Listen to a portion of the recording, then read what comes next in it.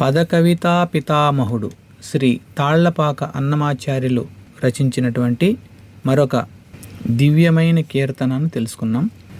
ఏమని పొగడుదుమే ఇక నిను ఆమని సొబగుల అలమేల్మంగా, ఏమని పొగడుదుమే. ఈ సృష్టిలో అందము అంటే మనం ఎప్పుడు కూడా లక్ష్మీమాతనే చెప్తా ఉంటాం. లక్ష్మీదేవి అంత అందము అనేని. కాబట్టి అందమానికి మారుపేరు ఆమె. ఆ లక్ష్మీదేవి అలమేలు మంగగా వచ్చిండది ఎక్కడ తిరుమలలో. ఏమని పొగడాలి మీ యొక్క అందాన్ని? వసంతకాలపు వెన్నెల వలె ఎంతో కాంతివంతంగా ఆమని సొబగుల అలమేలు మంగ, ఎంతో అందముగా ఉన్నటువంటి మీ యొక్క సౌందర్యాన్ని ఏ విధంగా మేము పొగడగలము? ఎంత పొగిడినా అది తక్కువే అవుతుంది. అంత దివ్యమైనటువంటి సౌందర్యంతో మీరు ఉన్నారు అని చెప్తున్నారు ఇక్కడ అన్నమాచార్యులు. ఓ అలమేలు మంగ, నీ అపురూపమైనటువంటి సౌందర్యాన్ని ఏ మాటలతో వర్ణించగలం? అసలు మాటలు లేవు వర్ణించడానికి, అంత అందంగా ఉంటుందన్నమాట ఆ అమ్మ.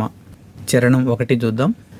తెలికన్నులని తేటలే కదవే వెలయగ విభునికి వెన్నెలలు, తెలికన్నులని తేటలే కదవే వెలయగ విభునికి వెన్నెలలు, పులకల మొలకల పొదులివే గదవే, పులకల మొలకల పొదులివే గదవే, పలుమరు పువ్వుల పానుపులు, ఏమని పొగడుదుమే ఇక నిను ఆమని సొబగుల అలమేల్మంగా. మనకు తిరుమలలో ప్రతిరోజు కళ్యాణం, నిత్య కళ్యాణం. మరి కొత్త పెళ్లి కొడుకు కొత్త పెళ్లి కూతురు చూసుకోవాలి కదా. కాబట్టి ఇద్దరు ఒకరినొకరు చూసుకుంటున్నారు. ఎప్పుడైతే ఆ అలమేలు మంగమ్మ నిర్మలమైనటువంటి ప్రశాంతమైనటువంటి కన్నులతో ఆ శ్రీ వెంకటేశ్వరుని ఎప్పుడైతే చూసిందో, ఆయనకు వెన్నెల లాంటి చల్లదనం కలిగిందట. అంటే చల్లని చూపులు అంటారు కదా, కాబట్టి వెన్నెల లాంటి చల్లదనం ఇచ్చింది ఆయనకు ఆమె యొక్క చూపులు. అప్పుడు శ్రీనివాసుడు కూడా చూశాడు కదా ఆమెని. ఎప్పుడైతే ఆమె శ్రీనివాసుని చూసిందో, ఇంతకుముందు శ్రీనివాసుడు ఆమెను చూసేటప్పటికీ ఆమె చూపుల వల్ల ఈయనకు చల్లదనం వచ్చింది. ఇప్పుడు ఈయన చూపులను ఆమె చూసింది. ఎప్పుడైతే ఆయన చూపులను ఈమె చూసిందో అప్పుడు ఆమెకి ఒళ్ళంతా పులకరించిందట. మరి ఆ పులకరింతలు ఎలా ఉన్నాయి అంటే, అప్పుడే విచ్చుకుంటున్నటువంటి మొగ్గల్లాగా, మొగ్గ పువ్వుగా వికసిస్తుంది కదా, ఆ మొగ్గలు అప్పుడే విచ్చుకుంటున్నాయి అన్నమాట. అప్పుడే విచ్చుకుంటున్నటువంటి ఆ మొగ్గలతో ఒక పాన్పు తయారు చేశారు. ఆ పూల పాన్పు ఎంతో సుందరంగా ఉందట. అంటే అమ్మవారు ఎప్పుడైతే అయ్యవారిని చూశారో అప్పుడు ఆమెలో వచ్చేటువంటి ఆ పులకరింతలన్నీ ఎలా ఉన్నాయంటే అప్పుడే విచ్చుకున్నటువంటి మొగ్గల్లా ఉన్నాయి. ఆ విచ్చుకున్న మొగ్గలన్నిటితో కలిపి ఒక పాన్పుగా తయారు చేస్తే అది ఎంతో అందంగా ఉందట. హరిబోల్, హరే కృష్ణ. ఈ చరణంలో అమ్మవారి యొక్క చూపు గురించి, ఆమె యొక్క శరీర సౌందర్యం గురించి, ఆమెకు కలిగిన పులకరింతల గురించి, అదేవిధంగా ఆమెను ఎప్పుడైతే భగవంతుడు చూశాడో ఆయనకు కలిగినటువంటి చల్లదనం గురించి ఎంతో వైభవంగా అలంకారాలుగా వర్ణించాడనమాట శ్రీ అన్నమాచార్యులు. ఇక 2వ చరణం చూద్దాం.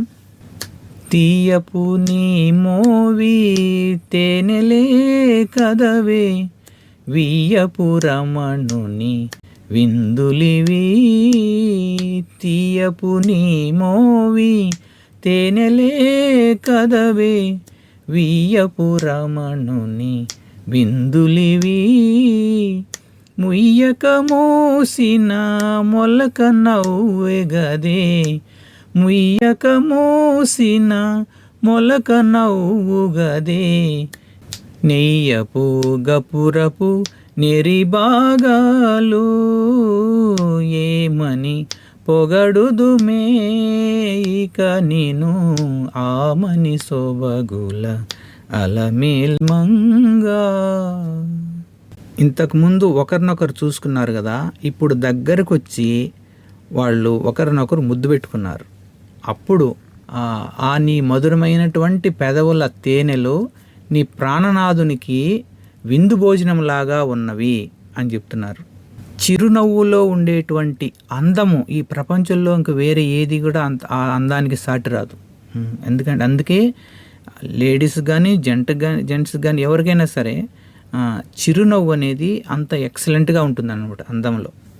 నవ్వినప్పుడు పెదాలు కొంచెం విచ్చుకుంటాయి, పూర్తిగా ఓపెన్ కావు, కొంచెం లోపలుండే పళ్ళు వరుస కొంచెం కనపడకుండా ఉంటుందన్నమాట ఆ చిరునవ్వు. అందుకే ఇక్కడ అన్నమాచార్యులు అంటున్నారు, ముయ్యక మూసిన మెలుక నవ్వు గదే. అంటే పెదాలు తెరిచి తెరవనట్టుగా ఉండేటువంటి ఆ నవ్వు, పూర్తిగా పకపక నవ్వకుండా నీవు చిందించేటువంటి ఆ చిరునవ్వు తాంబూలంలో కొంచెం పచ్చకర్పూరం వేసి అది నవ్వులుతూ ఉన్నప్పుడు ఆ వచ్చేటువంటి మంచి స్మెల్ భలే ఉంటుందన్నమాట. అలా ఆమె యొక్క చిరునవ్వు అంత సువాసనలు వెదజల్లుతూ అంత అందంగా ఉందట.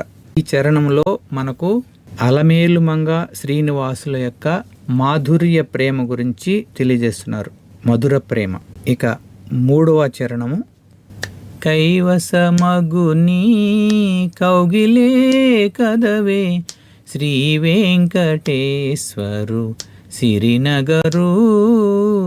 కైవసమగుని కౌగిలే కదవే శ్రీ వెంకటేశ్వరు సిరినగరు.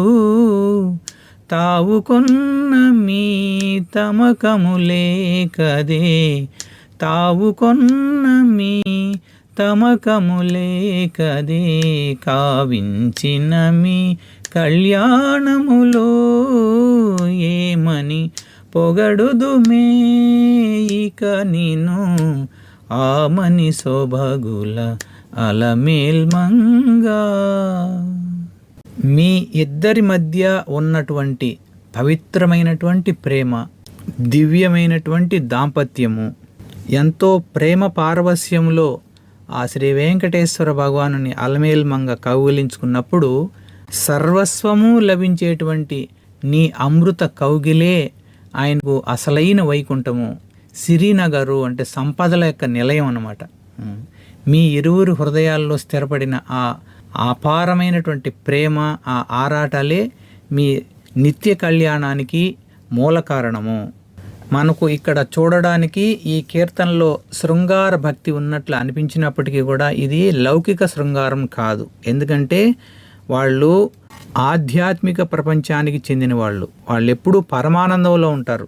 లౌకిక సుఖాలు వాళ్ళని ఎంత మాత్రం ప్రభావితం చేయలేవు.